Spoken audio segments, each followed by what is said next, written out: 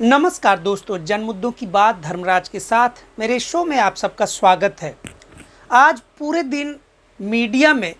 एक खबर घूमती रही। यह खबर वैसे बहुत ही महत्वपूर्ण है, लेकिन इस खबर को लोग मजाक में उड़ा रहे हैं। आज मीडिया में खुलेआम यह चर्चा बनी रही कि लोकसभा सांसद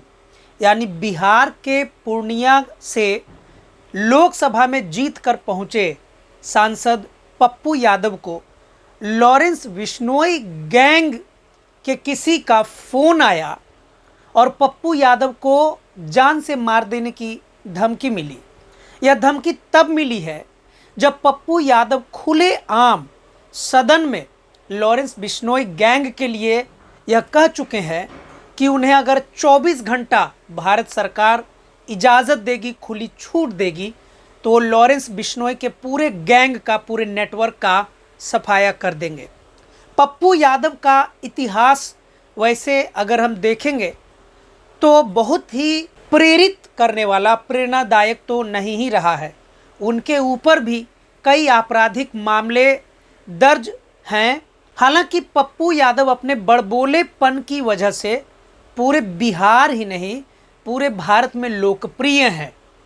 एक ज़माने में लालू यादव के बहुत ही विश्वस्त युवा नेताओं में से एक पप्पू यादव का नाम भी था।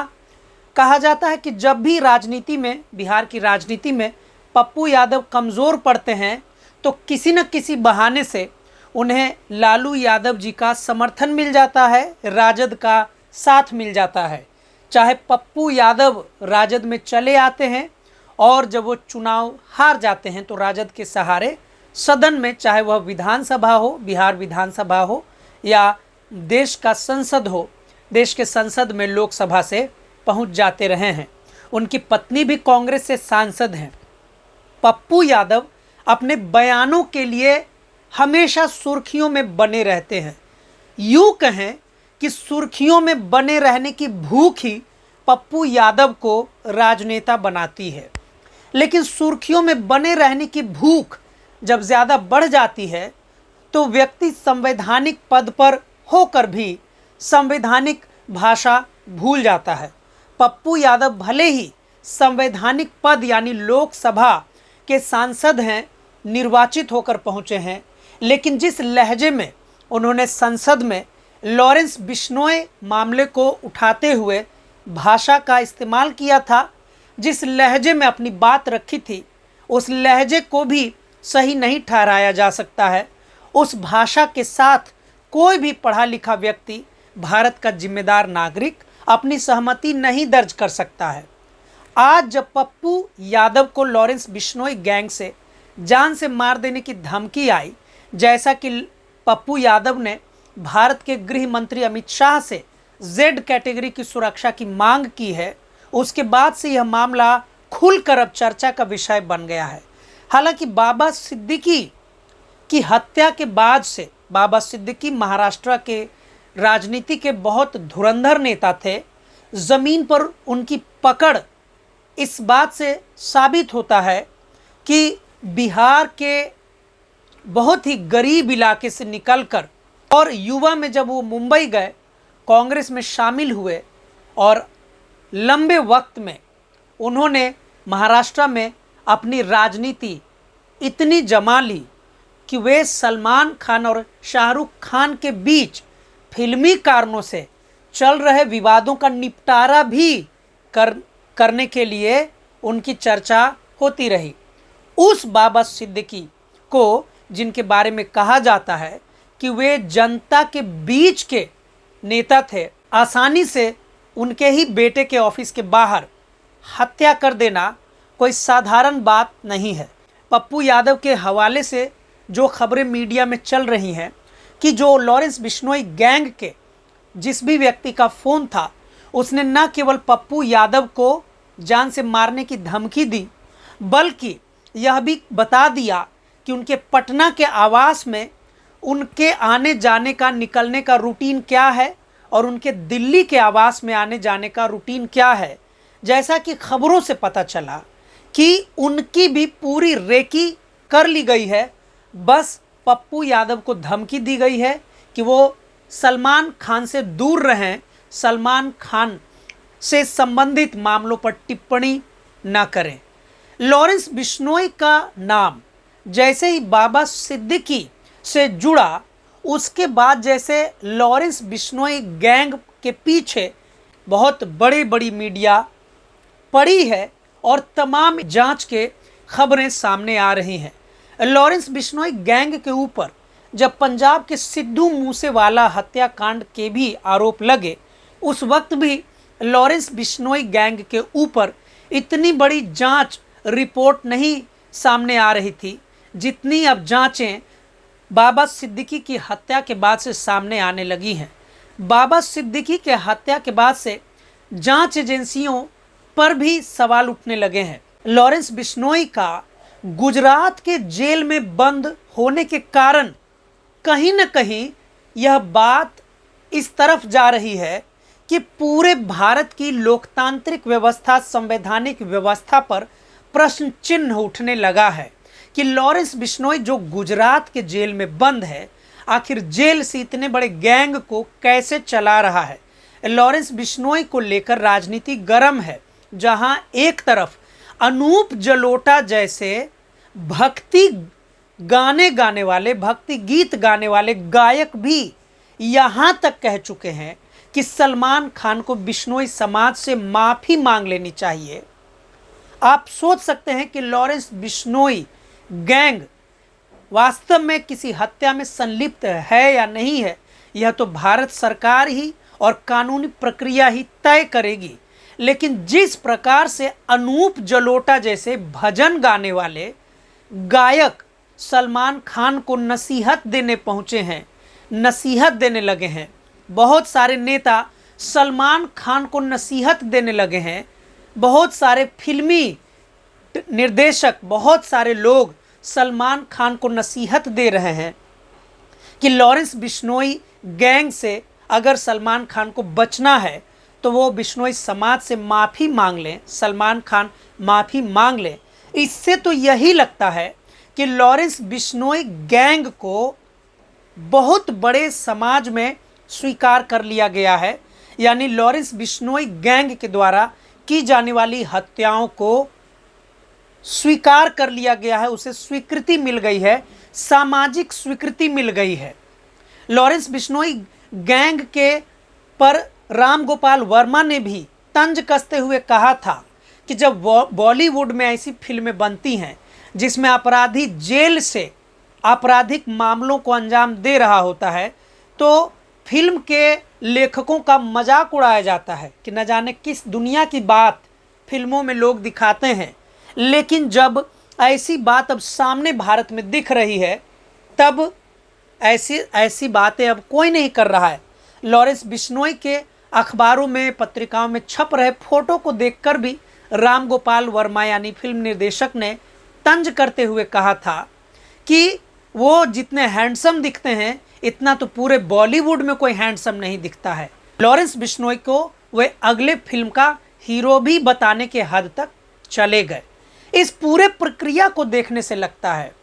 कि लॉरेंस बिश्नोई के नाम पर अब जो राजनीति हो रही है, यह दरअसल जो अपराध के जो मामले हैं उसे सामाजिक स्वीकृति में तब्दील किया जा रहा है। हालांकि भारत का विपक्ष की नज़रों में अब मामला लॉरेंस बिश्नोई तक ही नहीं रह गया है, अब मामला गुजरात के जेल की व्यवस्था पर चल गया है, मामला गृह मंत्री अमित शाह पर चल गया है, मामला चल गया है कि भारत में आखिर उसी राज्य में लॉरेंस बिश्नोई को क्यों ले जाया गया जहां से प्रधानमंत्री नरेंद्र मोदी भी आते हैं, गृह मंत्री अमित शाह भी आते हैं। विपक्षी पार्टियां खुलकर गुजरात की कानून व्यवस्था पर सवाल उठा रहे हैं और यह सभी लोग अब कहने लगे हैं कि ऐसा लगता है कि लॉरेंस बिश्नोई के कंधे पर, लॉरेंस बिश्नोई के गैंग का नाम के इस्तेमाल करके कोई और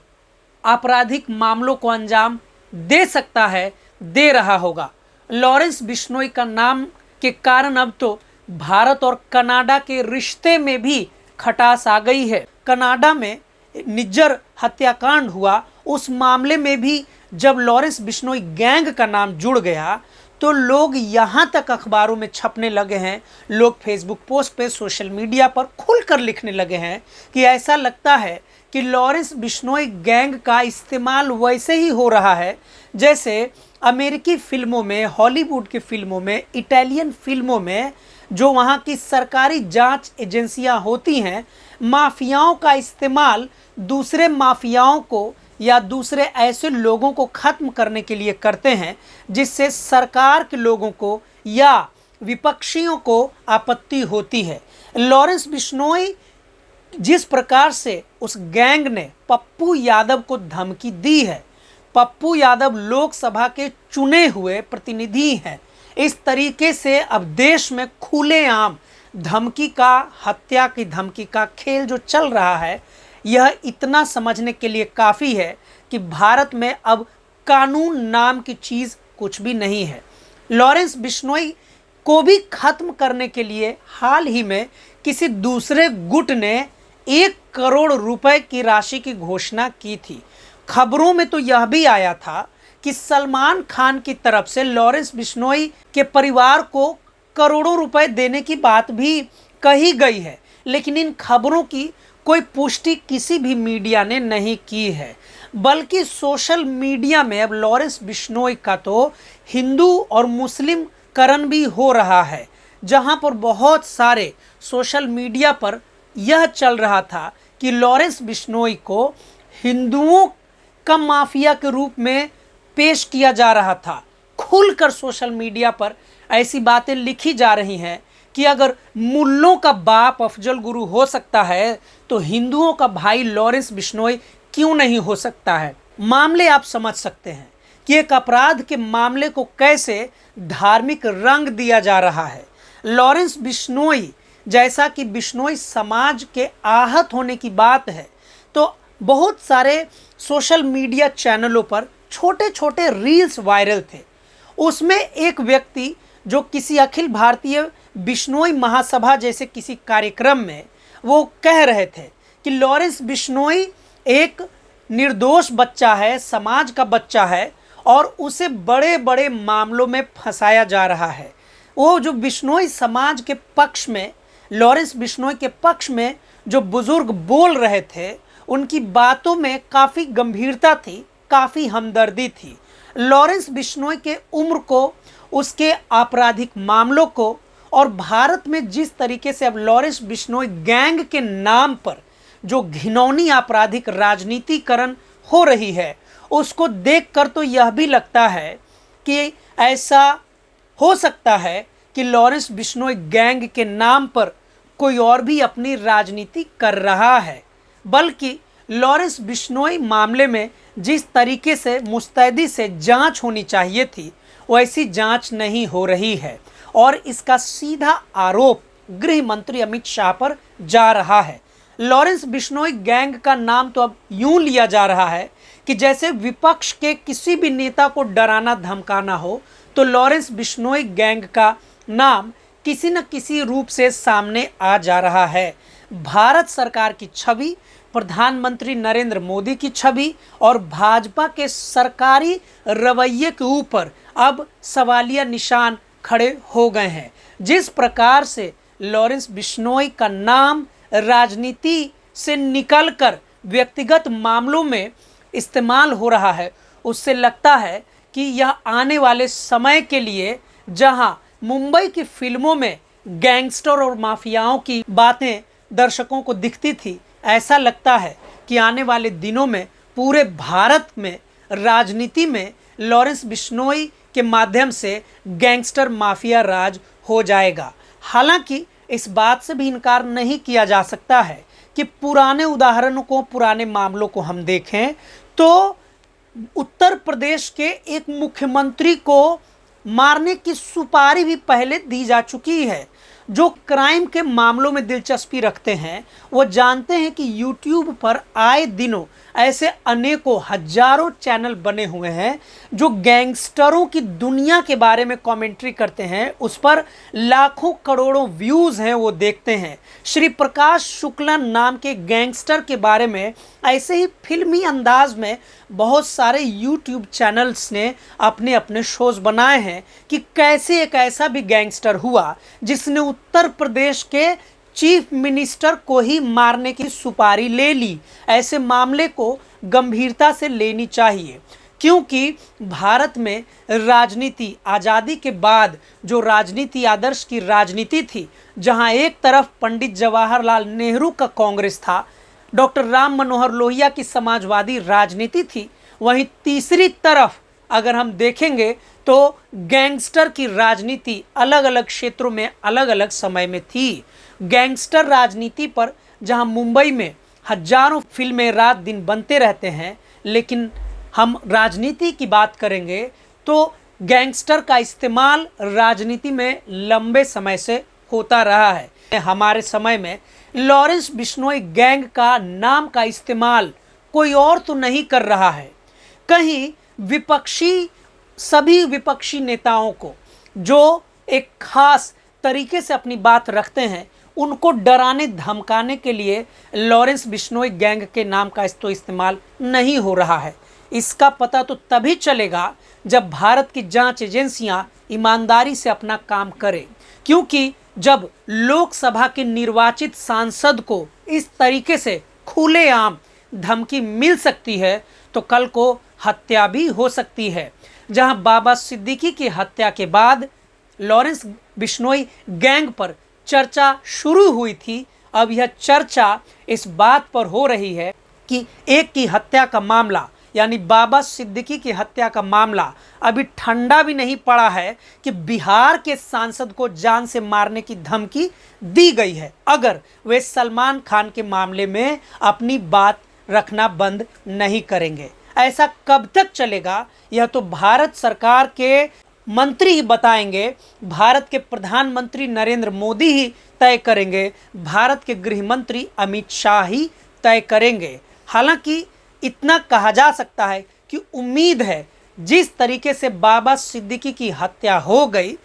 पप्पू यादव यानी लोकसभा सांसद पप्पू यादव की हत्या ऐसे तो नहीं हो जाएगी। आज के लिए इतना ही, आगे हम फिर मिलेंगे अगले एपिसोड में। तब तक के लिए शुक्रिया, धन्यवाद।